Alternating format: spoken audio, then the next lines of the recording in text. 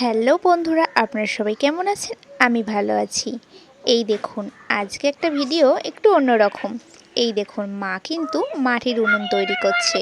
আমাদের বাড়িতে উনুনে কিন্তু রান্না হয়, ভাত হয় মাঝে মাঝে। আর শীতকালে কিন্তু উনুনে রান্না করতে বেশ মজাই লাগে। আর উনুনে রান্নার কিন্তু একটা স্বাদই আলাদা বন্ধুরা। আপনাদের বাড়িতে কাদের কাদের উনুন আছে বা কারা কারা উনুনের রান্না খেতে পছন্দ করেন, সেটা কিন্তু কমেন্ট করে জানাতে পারে।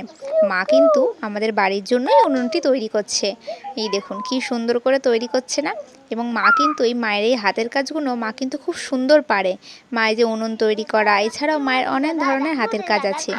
মা উনুনটাও সেইভাবেই খুব সুন্দর করে যত্ন সহকারে তৈরি করছে আমাদের বাড়ির জন্য, যাতে আমরা রান্না করতে পারি। এবং শীতকালে কিন্তু আমাদের বাড়িতে তরকারিগুলো কিন্তু উনুনেই রান্না হয়।